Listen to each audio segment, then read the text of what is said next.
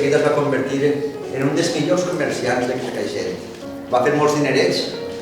Miren vostès quina casa més gran i més bonica que ha deixat. Bonica sí que era, però ara està feta pols.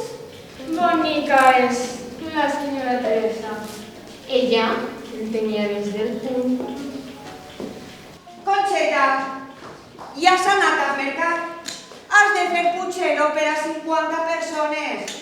Ves espavilant que faràs tard. Sí, senyora, ja el tinc al foc. Però sense falta que el respecte. No li pareix a vostè que és massa putxero per a 50 persones? On seuren tanta gent? No tenim prou cadires? T'he dit putxero per a 50 persones. I per a 50 el faràs. Faltaria més que tu no em feres cas. En què vostè mami? Què passa, Conxeta?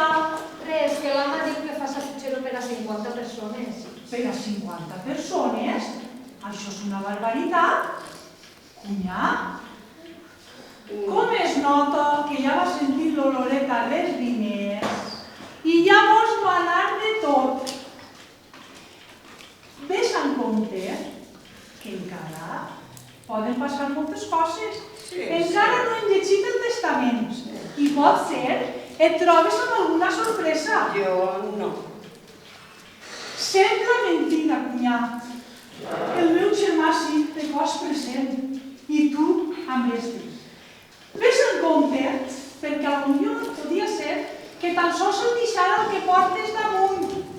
Ves callant, Amàlia, ves callant.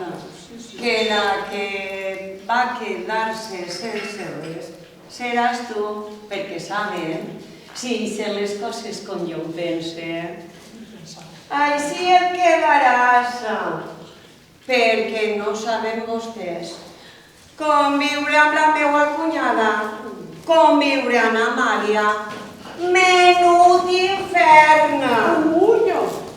Va ser la riuada de Sant Carles.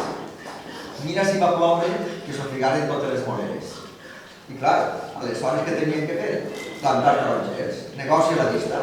Així és, i mon pare, en l'oies que va saber treure el cacau, i així continuen els meus germans, Josep i Cristòfol, fent pedra a pedra el camí que va començar. Josep era membre de la junta directiva de la banda municipal i a més era membre de la junta directiva de la confraria La Minerva. I pobre, no ha pogut fer realitat tot el que ell tenia previst. Què faria amb tot?